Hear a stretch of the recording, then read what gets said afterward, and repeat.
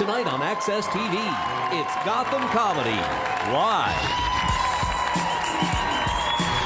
Get ready to laugh with Jeff Maurer, Erin Jackson, Brian Scolaro, Roderick Paulette.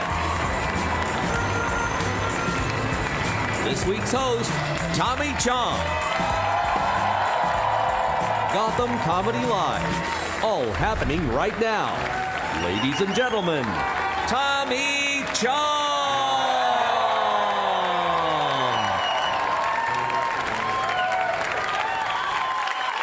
Hey! Welcome to Gotham Comedy Live. I'm Tommy Chong, and I'm a dancer.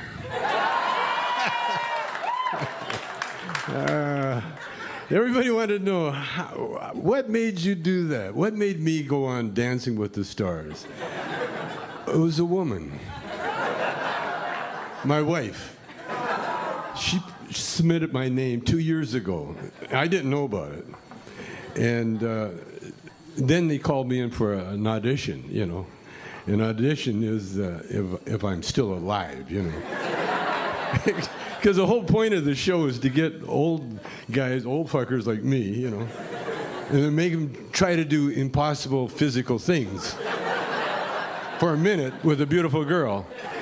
And then everybody can, oh, look at him, you know, stumbling around. But I fooled him a little bit because I had a little dancing experience, you know. I used to be a black guy, you know. Oh, I was a black guy for years. Man. Like, I got so black, I even married a white woman. That's how... I was with Motown, man. I was with Motown. In fact, when I got out of Motown, I was even up for a black movie. They were going to do a remake of Driving Miss Daisy. The black version was called Get in the Car, Bitch. But instead, I went into the comedy field after Motown. Because I was actually, I wasn't a black guy, you know, obviously. I was the closest thing to a white guy in a black band. And so that, I was like the token white guy. I was the guy that would send in to get the lunches and shit like that. You know? But it was... But anyway, that's how I got into dancing. You know, hang out with black people, you end up dancing. You know,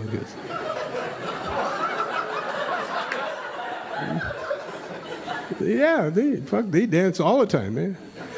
I was in jail, man. Fuckers were dancing there too, man. It's so cool too, you know. Everything was so cool. So I had to learn, you know.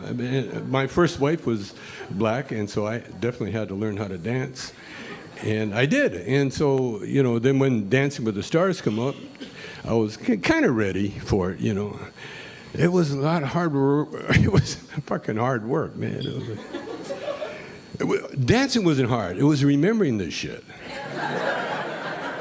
Because when you dance at a club, man, all you do, you know, you get drunk, you get out there, and you just make up your own dances, you know. All of a sudden, I had to put my hand a certain way. I had to stand a certain way. Oh, fuck this, you know. But I did it. And the other thing I did, I quit smoking pot to make a point.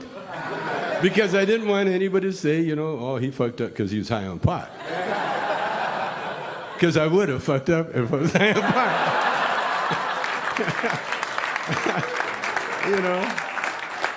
When you're high on pot, you hear music like that, you don't want to move anywhere. You just want to drop it like it's hot. Drop it like it's hot. But I did it, man. So I went without pot for the whole, whatever, how long I was on the show. And so when they say, oh, you know, and the couple going home tonight, and they do that big, Tommy and Peter. Everybody, a lot of people were sad. I was thinking, fuck, I'm going to get high tonight, man.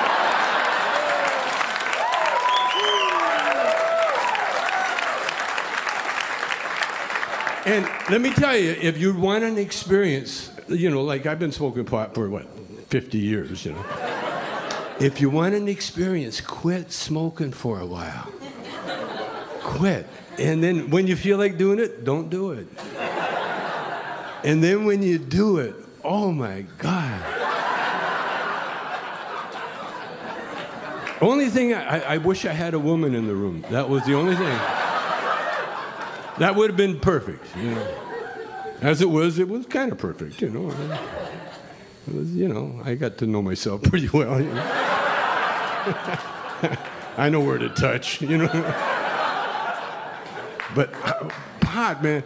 In New York, big thing in New York. You're going to get a ticket for a bag of pot. Oh, a ticket. Wow. Is that progress, huh? Oh boy, and they're really proud of it. The mayor's holding a bag of pot. It's a pot. I'm holding a bag of pot. Everybody get that?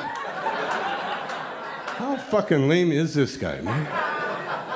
Or it was the police. I can't tell the part. The chief of police or the mayor. One of them. They're lame fuckers, man. I'm sorry. To be the mayor of the biggest city in the world, you can have the pot, but you can't smoke it. That's another law. That makes sense. Yeah, okay.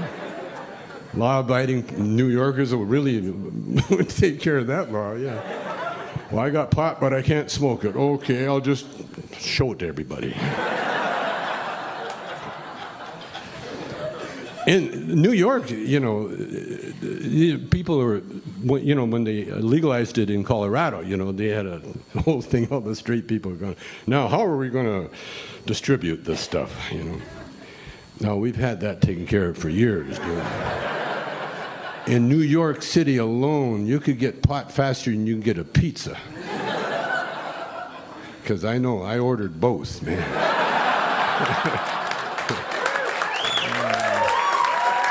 Yeah.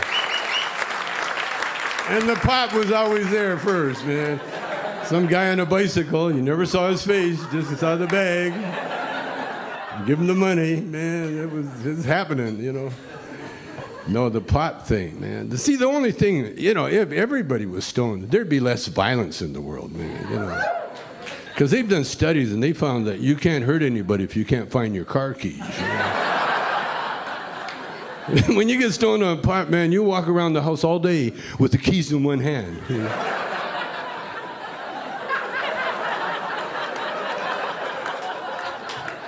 And they talk about pot being a gateway drug. It's more of a doorway drug. As soon as you walk through that doorway, you can't remember what the fuck you're looking for. What am I doing in the closet? Why am I holding my keys? That's why I keep a bong in every room of my house. And then you go, oh, a bong. Okay, I know what to do now. And driving. Everybody's worried about driving when you're stoned. No. You're not going to hurt anybody going 5 miles an hour. No. But you do get paranoid at the wrong time. You know, like one time I got pulled over by a caution light. I sat there for a long time, man. Had my license out, waiting. Finally, I forgot why I was sitting there, you know? Well, as long as I'm here, might as well fire one up. So I'm smoking. Sure enough, as soon as you lit a joint, here comes the cops. Cops, well, I thought I was watching television, man. Well, good, Cops is on. Oh. Bad boys, bad boys. So the cop's looking at me, and I'm staring at him, you know, and they don't like to be stared at. You know? So the cop goes, hey, what are you stopping here for? And I said, didn't you pull me over? That cop looked at me for a long time, dude. Then he goes, did I?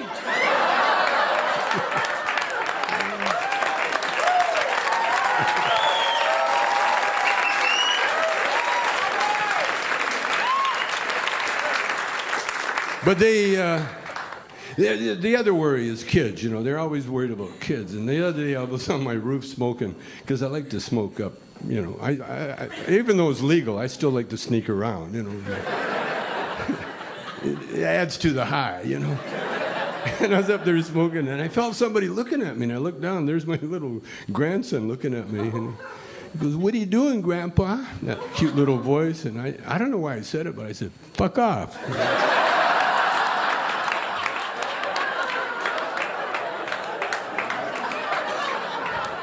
I felt bad because, you know, he's the only one in the house that'll show me how to use my iPhone, you know.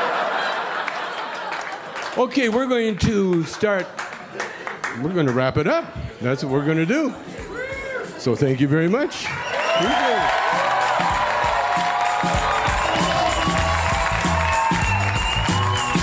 Stay tuned for more laughs on Access TV, live from the Gotham Comedy Club in New York City. Jeff Maurer is taking the stage when we return.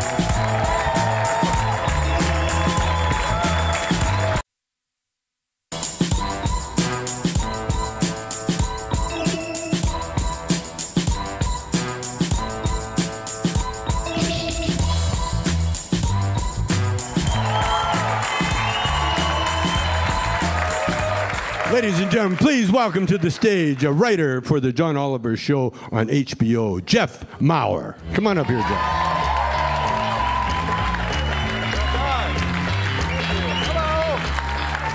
Hello. Thank you for coming. Hope you're doing well. A little about myself. Before I was a comedian, I was a speech writer. A quick writing tip for aspiring writers in the crowd. If you want to be a better writer, listen to old school rap. It's a real thing. Old school rappers are the best writers because they get straight to the point. Sir Mix-a-Lot, Baby Got Back. What's the first line in that song? I like big butts. Boom, topic sentence. Right away we know his thesis, then he elaborates. How do you like them? Round and big. When do you like them? When I'm doing a gig.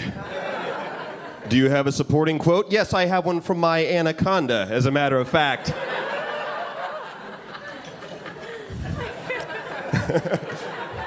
I was a speechwriter for a guy who is a bit of an idiot.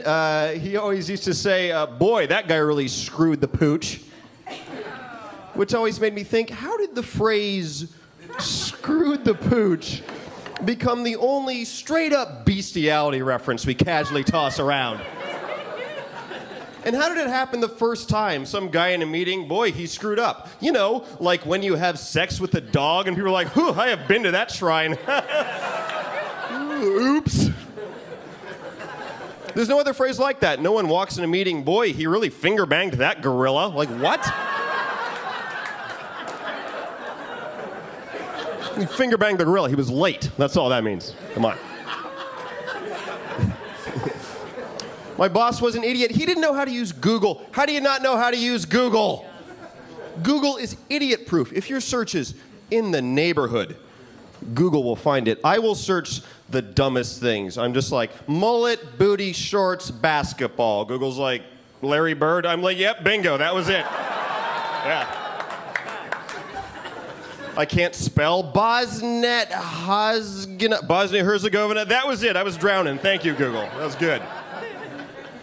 I'm almost worried Google is going to get too far in my brain. I'm worried one day I'm going to search like football highlights. Google's going to go, did you mean Broadway show tunes? Like, yes, I did. Yes.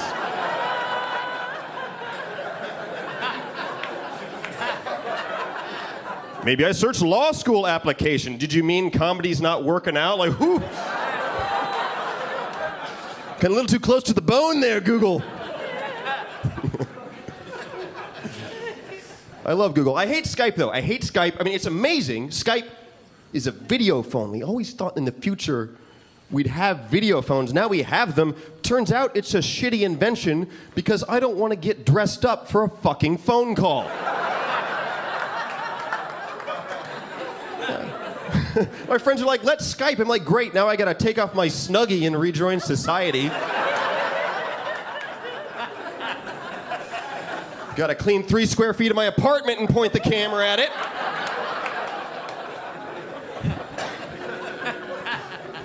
Skype is also way too aggressive with the updates because it asks you 3 times if you want an update, and if you say no, it just does it anyway. You're like, Skype, I don't think I'm ready. It's like, shut your browser, this is happening! You don't know you want it, but you do, you're gonna love this! It violates you with an update that gives you a million viruses. Next time I open my browser, all of a sudden I have the Ask Jeeves toolbar. My homepage is suddenly ISIS.net. I'm signed up for the racist Obama joke of the day.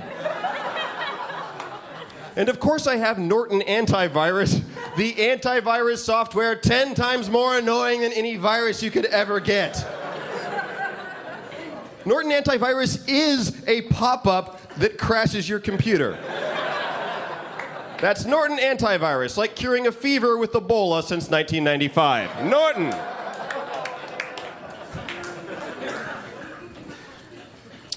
So I'm a comedian now, though. I'm on the road a lot.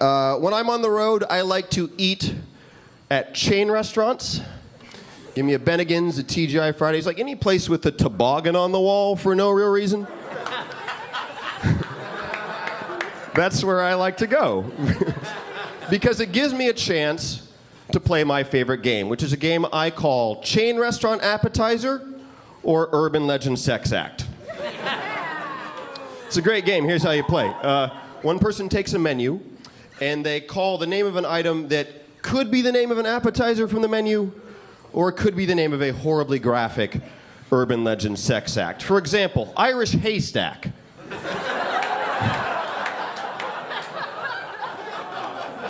And you have to remember, wait, is that the one with like the onions and the ranch dressing? Or is that the one where you fuck a dwarf on a big pile of corned beef? Yeah, it's a thinking man's game. It's a little different at every restaurant. At Outback, it'll be Bloomin' Onion, Cleveland Steamer, that type of thing. So I thought it might be fun to play a little practice round very quickly. These are all... Yeah! Yeah!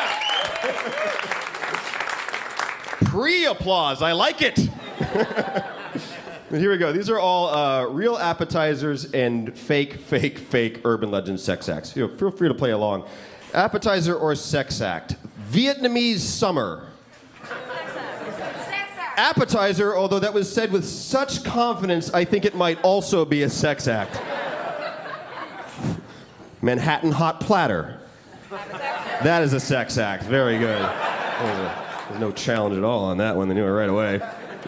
Mexican hot fingers. Appetizer.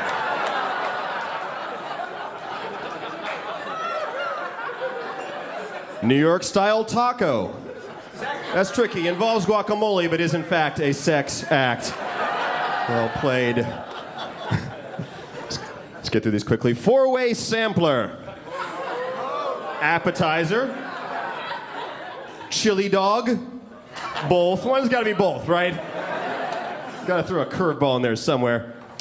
Brownie bottom pie. Brownie bottom pie. That is an appetizer. That's a real thing. You can eat that. You can. Here's the last one. Mexican hot finger. Sex act, because it's only one finger this time. One at Applebee's. When at Applebee's, make sure you order the hot fingers or you will not like what the waiter does. Or you will really like it. I don't know what you're into. Have fun. To each his own. I am on the road a lot. Let me say this. Fuck Delaware. I am so sick of driving through Delaware. If you want to go anywhere south of New York, you have to go through Delaware. And you don't go through the middle. You just go through this little nub, just this bump, just Delaware's ass sticking out and giving Pennsylvania a lap dance. That's all it is. And for a 10-minute drive through Delaware, they charge you $12 in tolls. Delaware's highways cost more per mile than the fanciest hooker in Delaware. Some trips are a lot more fun. I got to go to Europe. That was a blast. I was in Europe just long enough to realize, wow, I don't know a damn thing about the metric system. I don't. Like, the only metric conversion I know is 4 grams equals a stash. 50 kilos is 1 shipment. Stuff that I learned from Scarface. It's the one time in my life I wished I had done a lot of drugs, because stoners have the metric system down cold, right? They have to. After the show, go to St. Mark's, try to buy half a cup of weed. You can't. You're gonna sound like an Amish narc trying to buy half a cup. I'm Jeff Maurer. Thanks a lot. Enjoy the rest of the show. Have a good night. Thank you. Stay tuned for more laughs on Access TV. Live from the Gotham Comedy Club in New York City. Erin Jackson is taking the stage when we return.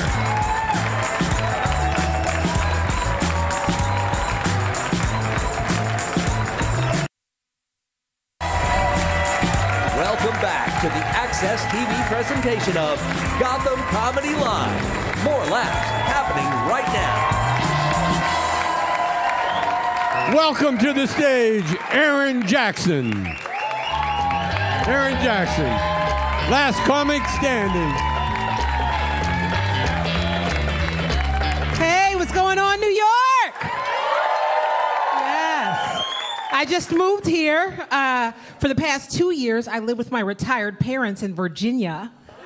Yeah. Because I'm fantastic at comedy. That's why that happened. Career's going great. You may or may not know this about old black people. I learned this living with my folks. They hate electricity.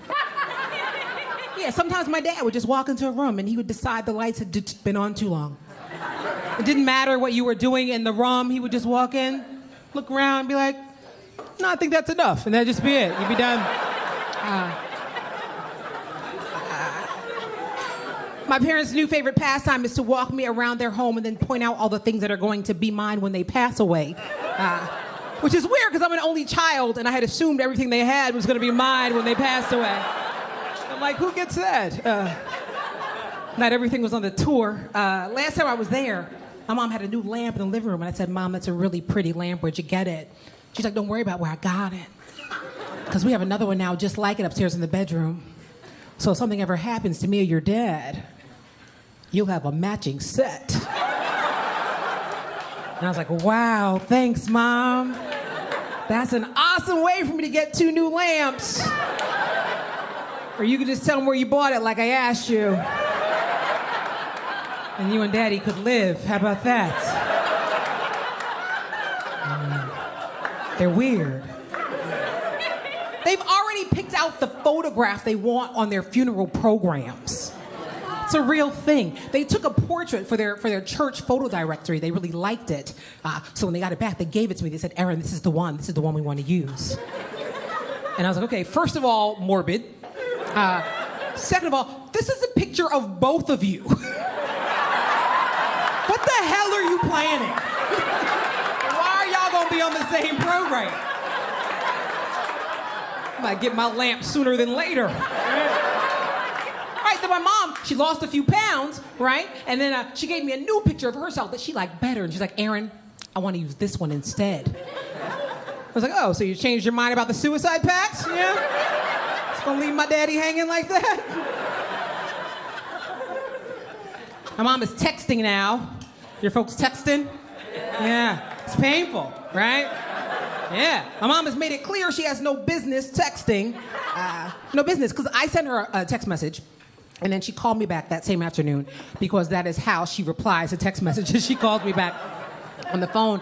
And she said, hey, Erin, in the message you sent me earlier, what does BTW stand for? So I told her it stands for by the way. And then she said, oh, yeah, I guess that makes more sense. And I was like, more sense? Well, what did you think it stood for? And she said Booker T. Washington. That was her guess. In 2014, just... Screw context, just, yeah. Why not prominent Negro thought leaders? That's appropriate. Sure, that's what she meant. Booker T. Washington, what time are we meeting for dinner? That's what my mom thought I sent her. In a text message. She told me she went to upgrade her phone, went to the Verizon store, walked in with her flip phone she's had for 3 years, walked out with a Galaxy S5. Booker T. Washington has a Galaxy S5. You see the problem here, right? It's malpractice, whoever sold her that phone, right? She called me, she said, Erin, I need you to teach me how to make a selfie. This is a phone call, how to make a selfie. So I took a deep breath, as I do when I have to help my mom with technology. And I said, okay, Mama, open up the camera on your phone. And I told her which button to push to turn the camera around. She was like, I turn around? I was like, no, you stay where you are. Let's push that button and the camera will turn around. And she was like, okay, I pushed it. Now what? I said, do you see yourself on the screen? And she said, I don't know.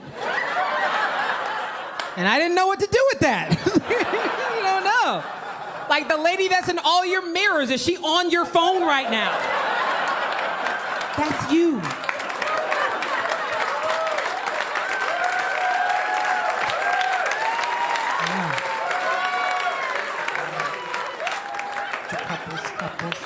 Couples, you guys couples like that? Couple?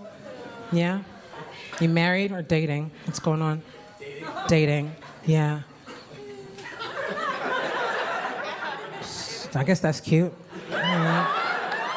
I'm a love hater. Yeah. I hate love. Like, do you hold hands when you go out? You hold hands? Oh my God, I hate that. That's my least favorite form of affection. Like when I see people holding hands on the street, I want it over. I want it to end. Like, I just want to walk right in between. You guys remember that game Red Rover we used to play when we were kids? If you were holding hands, I would send myself over in between. In between your love, because I hate your love. Because I stink at love. Yeah. I went to the doctor, and he was like, Miss Jackson, can you tell me what form of birth control you're currently using? And I was like, sure, doc. Right now, I am using the no penis method. It is not much fun.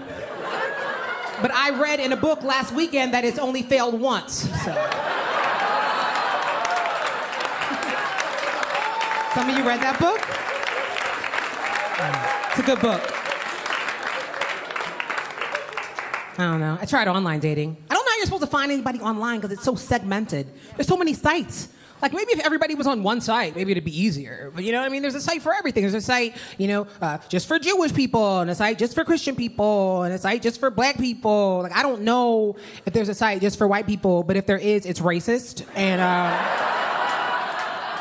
don't go on there unless you're racist. Just some advice. There is actually a site, now I'm making this up, there's a site for people who are gluten-free. A dating site called glutenfreesingles.com. That's a real thing. Like, which in my mind was not started by a guy with a gluten allergy looking for a woman like him. It was just this dude who was like, look, I'm sick of these chicks coming by my house, eating up all my bread. I gotta start a site. So I can find some chicks who don't want to eat up my bread. I joined one of those sites, paid $120 to join, met the worst human being I've ever met in my entire life. It's like, I'm pretty sure I could have met this dude outside a liquor store for free. I didn't need to put it on my MasterCard, you know? Long story short, we went out to dinner, nothing in common. Check came, he ignored it. I paid for my meal. He asked me to then pay for his because, quote, I don't want to break this last 20. You know how it is, boo. Once you break it, it's gone. That happened. And then, oh, that's not the worst part. Then as we were leaving the restaurant, walking back to the car, he stopped and peed in an alley in front of me. And it's crazy, like the part of me that was a girl on an awful date was like, just jump in the first cab you see and get out of here, right? But the professional comedian part of me was like, see if you can ride it out. You know, like, I did it for y'all, is what I'm saying. And I'm glad I did. Because it got better. When he was done zipping up, he came to where I was standing frozen in shock, and he drops this gem. He says, you need to let me walk on the street side of the sidewalk so I can protect you in case a car jumps the curb. Because my mama raised me to be a gentleman. And I was like, that's awesome, Sir PV. Why don't you lay down your jacket so I don't have to step in your piss puddle? That'd be chivalrous. I suck at love. Yeah, my best friend is a little boy. He's 3. He's very worried about my love life. That's how you know it's bad. I'm watching him, babysitting him. He's saying his prayers before bed. Dear God, bless my auntie Ronnie, my uncle Charles, bless my auntie Mimi, and my uncle Eric. And then he's like, mid-prayer, he's like, Auntie Erin, where's your uncle? And like he's 3, so I know it's an innocent question, but I'm not gonna lie, like I still felt like he was judging me a little bit. Right? And I'd be like, shut up, baby, you don't know what it's like in these streets, you know? I didn't say that though. What I said was, honey, Auntie Erin lives alone right now because she hasn't found her uncle yet. And he's like, oh, but Auntie Erin, I don't want you to live alone. Do you have toys at your house to play with? And I said, absolutely. I do. Hey, you guys, thank you so much. I've been Erin Jackson. Stay tuned for more laughs on Access TV, live from the Gotham Comedy Club in New York City. Brian Scolaro is taking the stage when we return.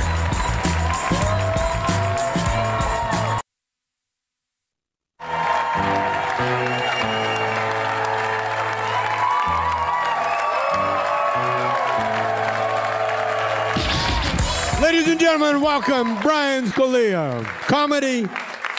Comedy what? Comedy Central. Come on up here. That was great. That was great. That was when you have millions of dollars, you don't give a shit about Comedy Central. That's how it works. All right. Tommy Chong, everybody. All right, fine. Let me close this up. Just give me a second. I'm out of breath. I just walked 10 feet, you know? A couple of stairs right there. That's the fat guy's natural enemy. Stairs, salads, bending over. I almost threw up. Did you see that? That would have really been a bad beginning, thank God. Because I would have had to kept talking after I puked. Would have been weird. All right, let's calm down. Yeah, I'm a little fat, I know. I'm not sure why you guys brought it up, but I don't think it's that bad being fat, but when you watch TV, everything now is about making fun of fat people. They want you to be ashamed. If it's a commercial and there's a fat guy in the commercial, he bought the wrong thing. Did you ever notice that? The fat guy has the broken car, like, why doesn't my fucking car work? Oh, that's right, I'm fat. I forgot all about it. I must have been thinking about pizza when I bought this fucking car. I'm so fucking fat. There's no fat rights leader, you know? There's nobody to defend us. There's no Martin Luther, Burger King Jr. to fucking come out and take a fight on my behalf. It's not bad being fat. It's not bad being fat. There's a lot of good things. You save money on heat. Doesn't hurt as much when you're falling down the fucking stairs. Although it is funnier for some fucking reason. You see a fat guy fall downstairs, you remember that your whole life. Remember that fat guy fell down the stairs? 1987. There were sandwiches coming out of his fucking pockets. There was like a potato chip crunch noise on every step. Fucking, when you're fat, you can eat whatever you like. You got a whole drawer full of ketchup at the bottom of the fridge. You got a place to put your cake when you watch TV. You don't gotta make your bed because nobody's ever gonna see it, so time saver right there. That's not true. That's not true. I do okay. I don't do great. I do okay. I do good for my weight class, you know? I did a TV show, nobody saw it, but they kept saying my character didn't get laid because of his weight. That was what was written into the script. Isn't that fucked up to tell America that fat people don't get laid? Look around, we're everywhere. Somebody's fucking us, you know? And clearly we're breeding as a fucking people. And it's not all fat on fat fucking. We're not creating a master fat race. It's mostly regular shaped people fucking fat shaped people. You know? Some girls fuck fat guys. Not all girls, not most girls, but some girls fuck fat guys. And ladies, I don't know if you know this, if you fuck a fat guy, you go to heaven. Mm-hmm. Yeah, that's in the Bible. Mm-hmm. That's in the Bible. It's in the Bible.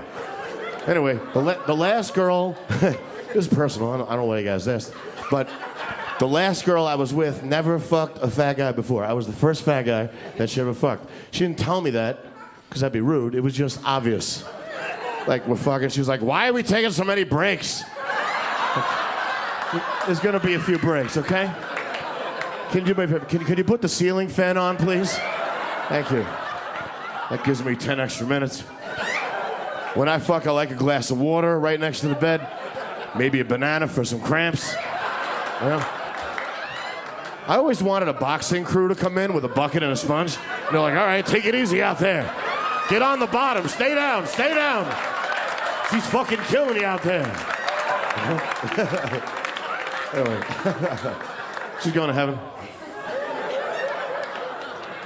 I don't know. As a comic, you're like, all right, what do you talk about? You talk about yourself, and then you're like, you wanna help people. So I have ideas. I know how to stop getting beat up. Like if you're ever walking down the street and a bunch of guys jump out of a bush and start beating the shit out of you, just start jerking off. They'll stop. Like, what the fuck? Whoa, he likes it. He likes it. Stop. Ah. Oh, let's get out of here. Go, go. You know, it's a great defense we're not using. Nobody wants to touch a guy jerking off. Not even the wife wants to touch the husband jerking off. You could rob a bank like everybody get on the floor. Get on the floor. Put the money in the sack. Not that sack. That was right up there too. Hey, look at me. Look at me. Anyway. Yeah. Other ideas. I have an idea for a car alarm. My car got stolen, and it had a car alarm, and nobody gave a shit. So I was thinking, the car alarm, if it was a voice, it'd be less annoying, and people would care more, and they would look, you know? Like, hey, guys. It's the red Honda. Listen, somebody's fucking stealing me. I think it could be windy. I don't know. Maybe a motorcycle went by right next to us. Could you look? I'm sorry. Thank you. Or a woman's voice would be great.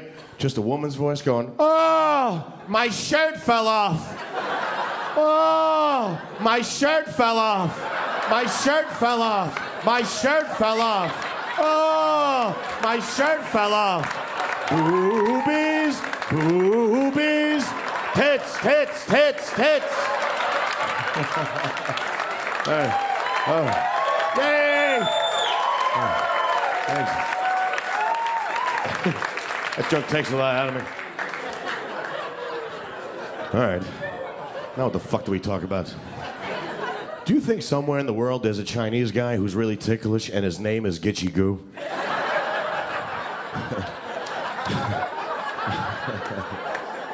Did you know that the theme song to the movie Jaws was written by a black woman? Mm-hmm. Mm-hmm. Very good. I was very proud of myself. How come whenever you go see a dentist, there's always a big tooth out front, and you go see a foot doctor, there's a big foot, or an eye doctor, there's a big eye? How come when you see a gynecologist, there's no big pussy outside? You don't gotta lift the flap and ring the doorbell. And the husband can't find it. The wife's like, it's right there. I'll do it myself. Here. Don't press it hard. Here. All right. A lot of these are marijuana jokes. Old MacDonald had a farm. Doesn't that song sound like it was written by a guy on a farm just going fucking nuts? He's like, there's a fucking quack quack here. There's a fucking quack quack there. Everywhere's a fucking quack quack. Sorry. Let's talk about something intelligent. Did you ever have a noise come out of your body that you never heard before? It always happens somewhere quiet, like a bank. You're kind of standing on the line, and you know what your stomach sounds like, and you know what your ass sounds like, but sometimes this area is like, what the fuck was that? Did you hear that? Maybe that chicken sandwich wasn't dead. I heard some come out of me over here, like a, oh fuck, I'm gonna shit an owl. And you can feel it move, like, it's trying to get out. I always wanted to fill my ass with confetti. So when I farted, I was like, what the fuck? Who was that magical man? Ladies. Hey, fuck up! I actually, I fart a lot after sex, and I think it's because my muscles won't do any more work. So I lay there and they just like, too late, you already fucked me, so don't fuck people so hard next time.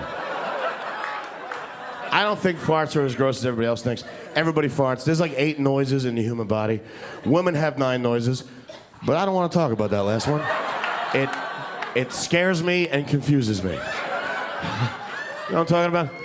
Like you're having sex and you hear, did you just fart? No. Did I just fart? Oh my God, I'm farting, I don't even know it. We gotta go to the hospital.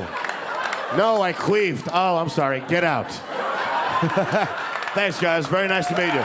Thank you. Stay tuned for more laughs on Access TV, live from the Gotham Comedy Club in New York City. Roderick Paulette is taking the stage when we return.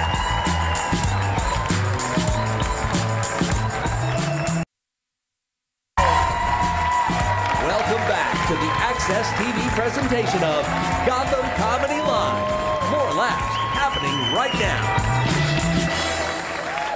And now, welcome to the stage, Rodney Paulette? Roderick Paulette from TV, making his TV debut tonight.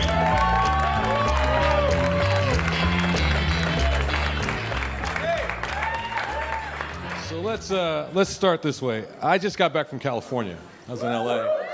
Yeah, I like California. I just don't like Californians, right? You know, they're arrogant, right? I'm at a party, I'm talking to a lady, white lady. She found out I was from Ohio originally, and she freaked out. She's like, "You're from Ohio? Oh my God, Ohio, oh my God, Ohio, oh my God, Ohio, oh my God. Did you grow up on a farm or something?" I'm like, "Man, when's the last time you saw a black dude on a farm? I mean, without a chain on his foot, keeping his ass there. In fact, you ever see a black dude on a farm, you sneak up on him, tap him on the shoulder, let them know they're free. They can leave." It was cool because I got to hang out with my buddy Rich. He's like my best friend. He's very excited. He just got married. He's excited because his wife is Asian. I mean, she ain't really Asian. She's Filipino, right? That's like the 5th tier on the Asian chart. That's the bottom of the Asian barrel. Let's get serious. No, let's be honest. Real Asian is Chinese. That's number one. Chinese, number one, pow. Number 2, you got your Japanese. Bam, right? Number 3, you got your Koreans. Number 4, it's a split. You know, your Vietnamese, your Laotians, your Thai. Then at the bottom, tier 5, Filipinos. I mean, how Asian are they? They speak fucking Spanish. Come on, seriously? Como esta is not Asian, you know? That's some Mexican shit. If you are Asian, don't be offended by my chart. I'm not, it sounds racial, but it's not racial. You know what I'm saying? I don't even rate the dudes. I just rate the women. This is how my Asian chart works. The higher up the Asian chart you go, the less likely you are to see that Asian woman with a black dude romantically, right? Like you see me with a Chinese girl, somebody's trying to get a green card. That's what's happening right there. Chinese girls just don't do that. I just moved. My new neighborhood, I guess you would call it gay? Gay? It's very gay, and I'm like the only black dude on an all-gay block, right? So every time I come outside, it's an event, right? My neighbor's like, "Oh my God, he's outside again. He is so brown." I like my gay neighbors. They're nice people. They're just weird. You know, they're always telling me how hard it is to be gay, right? Like my neighbor, he said this to me the other day. He goes, "Rod, I don't know if you know this or not. There's still a lot of prejudice out there in America." If I know, hello. Dude, I'm on the first team, right? Me and Tonto, we're well aware of what the fuck happened in this. I've been black a long time, you know what I'm saying? I did not have to come out, you know what I mean? That'd have been weird, right? I'm sitting on the edge of my bed, I'm all upset going, "I like ribs and rap music. I might be a black dude." I'm feeling kind of Wu-Tangy. What do you think that means? My gay neighbors got me to march in the Gay Pride Parade with them, which I'm glad I did because I'm down for the cause, you know what I'm saying? You know what I mean? I think if you're gay, you should be proud. It's what you are, right? The main reason I did it is because black people, we don't have a parade, right? That's weird to me. Everybody's got a parade but us, right? The Italians have a parade, Irish have a parade, Puerto Ricans have a parade, gays have a parade. Yeah. So, you know, a little tip, white people, you see some black people in your streets, that's probably a riot. Go back in the house. We don't get the parade, we get the month. You know, that's our thing, the Black History Month. I'll be honest with you folks, I never liked that too much growing up as a kid. I mean, I went to a predominantly white school, right? I was the only black kid in my class. I don't know why you bother celebrating Black History Month when there's only one black person in the class. It's just fucking weird, right? Because my teacher's like, "Okay, Rod, we're gonna take the whole month and point out how different you are than all the other kids." And she would do it too. She's like, African Americans, they have curly hair and broad noses. Everybody look at Rod. Rod, raise your hand. It's your month. They need to see you. Because here's a little tip. You're the only black kid in your class. It's Black History Month. Now you're personally responsible for 28 days with a show and tell, right? Like day 3, I'm running out of shit to bring in, right? I'm bringing in dashikis, Afro pics, Shaft movies. My teacher's like, tomorrow Rod's gonna bring in something else from Africa. Yeah, no, I'm not. How about something from fucking Cleveland? I've been to Cleveland. I ain't never been to Africa. I can only bring you shit from places I've been. I went to a school with 327 kids in it, 8 black kids in the whole school, right? I'm the only black kid in my class. You know how kids are. If you're different, kids tease you. That's what they do. I remember one time we took a school field trip here to New York City, right? And my classmates kept asking me, hey, Rod, take us up to Harlem. Show us around. You'll protect us, but yeah. No. I'm fucking 8. I don't know. I came on the same bus from Ohio. You idiots came. Here's a little tip, because apparently white people, you don't know this, but black people, we're scared of black people too sometimes. Yes, we are. Yeah. And if you're black and you're not laughing, you're fucking lying. You know exactly what I'm talking about. Whew. Oh my God. Everybody black has had that moment. You know what I'm talking about? You walk in someplace like, oh shit. Where'd all these black people come from? No, get your purse. We're not staying here. This is, that's inside information for some of you. I don't know if you know it's not. You know, white people, you go someplace, you see a lot of black people, you get a little nervous. Black people, we go someplace, we see a lot of black people, we get nervous too, you know? That's why I live where I live with the white gay guys. I can't. I used to live in an all-black neighborhood. Now, sister, you live in a black neighborhood? No. He's like, no. I said, no. It's not for me. No, thank you. No, I'm full. No, thank you. No. I'm serious. White people, I know a lot of black comics give you a hard time, but I'm serious. You're excellent neighbors. You're excellent. You're awesome. You really are. Quite frankly, white people, you make a neighborhood safe. Yes, you do. Because you're fucking nosy. You will ask tons of questions. I like that. The strange black guy come up to my door. My gay neighbors will come outside. Hello, hi. I'm Steve. This is my boyfriend, Lance. Who are you exactly? I get home. I get the lowdown. That's nice. I don't want to stereotype. I don't want to give that impression that black people are not nosy and white people are nosy. That's bullshit. Black people, you know, we're nosy too. You're right here with me. Back me up. You know what I'm saying? Problem is, you live in an all-black neighborhood, you know, somebody could rob you, right? Pull up a moving van, you know, to your front door, take out all your shit one thing at a time. You know. Your black neighbors look out the window going, ooh, he getting robbed. They got his big screen. Woman in the back, should we call the police? Bitch, mind your own business. He got problems. We don't need that shit over here. I respect that about white guys. White guys, you're serious. I respect that. You see somebody fucking with cars, your neighborhood, middle of the night, you go outside. You don't care. Go right out your front door, nothing on but boxer shorts, black socks, sandals. Start yelling at people. Ever seen when they yell at people? That's the funniest shit, right? Hey, buddy, hey! The fuck are you doing? Yeah, you with that ski mask on, holding that pistol. What the fuck are you doing?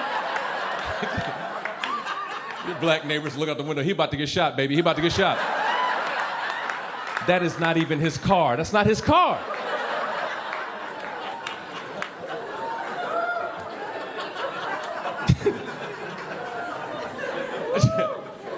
Just had a birthday, like last week, literally. Yeah. Oh, it's nice. I turned 48. Yeah. Look at her. Oh. There's nothing pleasant about this age. It's ridiculous. It's a stupid fucking age is what it is. It's young people, and here's the thing, all my friends are younger. They're all comics, they're all younger, they're in their 20s or 30s, and they always want to hook me up. Like, hey, Rob, we got to go out. There's a new place we're going to, man. It's hot, man. A lot of MILFs there, a lot of MILFs. I'm 48. I don't call them MILFs. Well, what do you call them, Rod? Fucking classmates. That's what I call them. I've been trying to explain to young guys what it's like to be 48. Let's put it this way. I am now at that age, if I have the choice between pussy or pizza, I'll probably take the pussy. But I want to hear about the pizza too.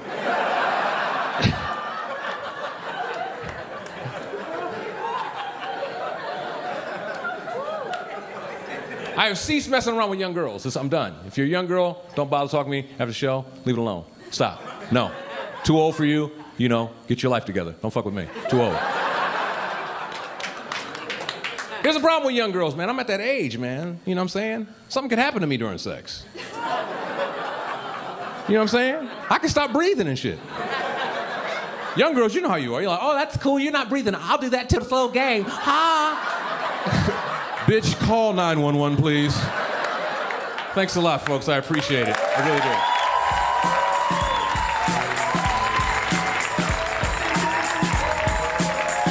Stay tuned for more laughs on Access TV, live from the Gotham Comedy Club in New York City.